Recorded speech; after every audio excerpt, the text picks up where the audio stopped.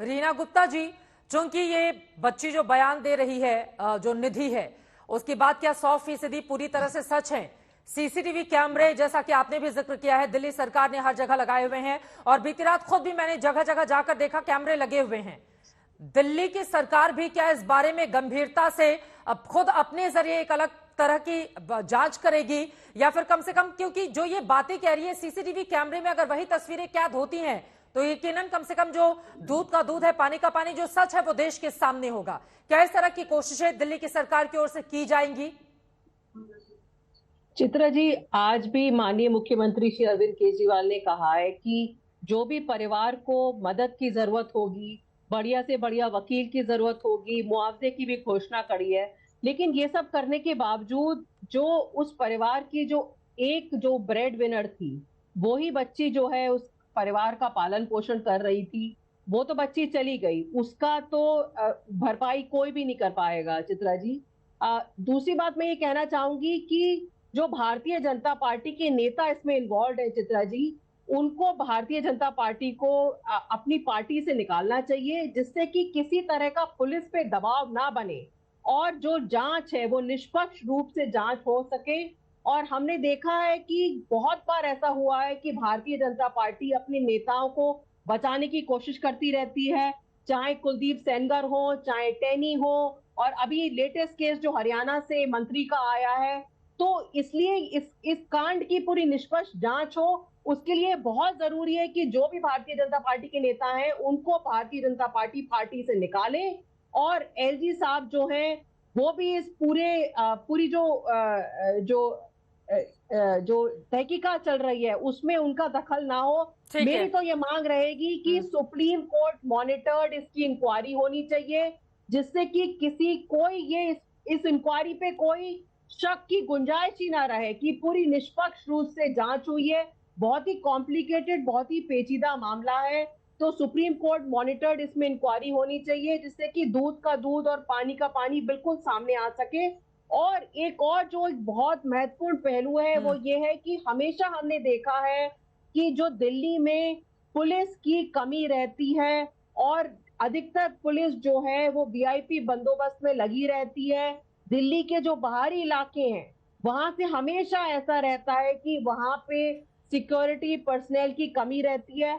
इसलिए मेरी ये गुजारिश है कि हमेशा के लिए इस पूरा जो ये बार बार ये मुद्दा आता है कि बाहरी इलाकों में पीसीआर वैन नहीं पहुंच पा रही, इसका परमानेंट सॉल्यूशन होना चाहिए और पीसीआर वैन की टाइम लिमिट सेट होनी चाहिए। देखिए, एक तो न्याय मिलता हुआ दिखे भी और उस न्याय पर भरोसा भी हो। यह जिम्मेदारी सरकार की भी है, पुलिस की भी है, प्रशासन की भी है, क्योंकि एक मां ने अपनी इकलौती उस बेटी को खोया है जो घर में एकमात्र कमाने वाली थी। उसकी मां को तमाम तरह की बीमारियां हैं, उससे बेटी से जो पैसे आते थे उससे घर चलता था, भाई बहनों का खर्चा चलता था। इस वजह से जिम्मेदारी अब आप लोगों की है कि न्याय मिले, न्याय मिलता हुआ दिखे और उस न्याय पर भरोसा भी उतना ही हो। आरपी सिंह जी। सुनिश्चित, मैं बिल्कुल शब्दशाह आपके हर बात पर हामी भरता हूं कि न्याय मिलना भी चाहिए और न्याय मिलता दिखना भी चाहिए, परंतु ये इसको राजनीतिक मत बनाए। मैं बार बार जो रीना जी से मैं फिर कुछ ऐसी बातें बोलूंगा ईश्वर ये तू में आ जाएंगी, और मैं स्पष्ट कर रहा हूं, वो मनोज मित्तल हमारा एक डेटा एंट्री ऑपरेशन जो होता है उसका एक ब्लॉक का काम देखता है, उसको पार्टी से निष्कासित कर दिया गया है और उसमें कहीं किसी तरह की कोई पक्षपात के हम पक्ष में नहीं है। उसको फांसी हो सकती है तो फांसी हो, जो सजा उसको मिलनी चाहिए वो सजा मिले, इसमें कोई वो नहीं है, परंतु जांच पूरी हो। एक तरफ पुलिस अपनी जांच पूरी करे, और मैं फिर कह रहा हूं जो पुलिस अधिकारियों की इसमें कहीं अनदेखी है, नालायकी है, उनके खिलाफ भी कार्रवाई हो, इसके मैं पक्षधर हूं, हमारी पार्टी भी इसमें पक्षधर है।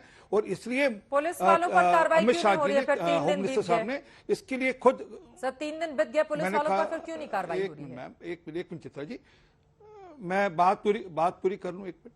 वो एक पुलिस के बड़े अधिकारी को लगाया गया, सिर्फ इसीलिए लगाया गया कि वो ये जांच करे कि किस किस अधिकारी की इसमें अनदेखी या नलायकी है उनके खिलाफ, और महिला अधिकारी हैं वो जिनको लगाया गया, जो ये चिंता करें और इसमें जिनके खिलाफ उन्होंने जो रिकमेंड करना करेंगे उसके खिलाफ कार्रवाई होगी, सुनिश्चित होगी, इसमें कुछ बख्शा नहीं जाएगा। परंतु इसमें राजनीति ना करें, ये जो बार बार इसमें राजनीति करनी अच्छी बात नहीं। मैंने इसलिए कहा कि कैमरा की बात करें तो दिल्ली में कैमरा की, आप मेरा चैलेंज ले लीजिए, इनको बोलिए अपने यहाँ कैमरे की एक चिट्ठी दे, भी इतने कैमरे हमने दिल्ली में लगाए, मैं आपको आरटीए का जवाब दे दूंगा कितने कैमरे लगे दिल्ली में।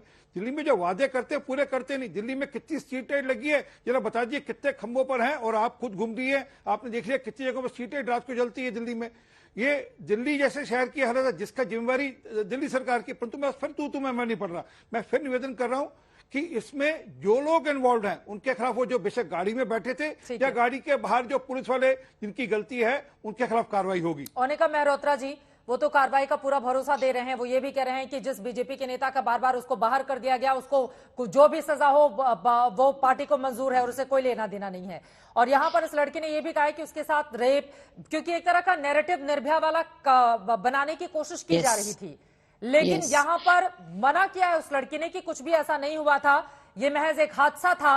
लेकिन कार में सवार लोग अगर चाहते तो अपनी गाड़ी रोककर उसको निकाल सकते थे, लेकिन घसीटते हुए वो चिल्लाती रही, लेकिन उसके बावजूद घसीटते हुए वो उसको लेकर आगे की ओर बढ़ते हुए चले गए। इसीलिए मैंने पहले कहा चित्रा जी कि राजनीतिक हमें बयानबाजी नहीं करनी चाहिए। यही वो बात है जब इनको भी अपने गिरेबान में झांकना चाहिए जिस तरह से ये करते हैं।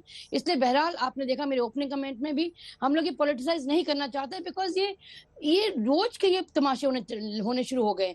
इससे जो लच्चर और लाचार व्यवस्था, चाहे वो आम आदमी पार्टी हो या बीजेपी हो, मैम दायित्व बनता है जैसे कांग्रेस का बना था उस वक्त जब निर्भया हुआ था, और उसमें हमने अमेंड किया, रूल्स लेके आए। ये क्या कर रहे हैं हम वक्त हमें इतने की इजाजत देता है। आप तमाम मेहमानों का बहुत शुक्रिया हमारे साथ चर्चा में शामिल होने के लिए। गाड़ी के नीचे भी जाने के बाद वो बच्ची जिंदा थी, जैसा कि उसके दोस्त की ओर से दावा किया जा रहा है। वो चिल्लाती रही, लेकिन कार वालों ने अपनी गाड़ी नहीं रुकी, और उसके बाद क्या हुआ वो तस्वीरें हमारे सामने हैं। दिल्ली पुलिस अगर यहां पर सक्रिय होती तो शायद वो लड़की हमारे बीच जिंदा होती।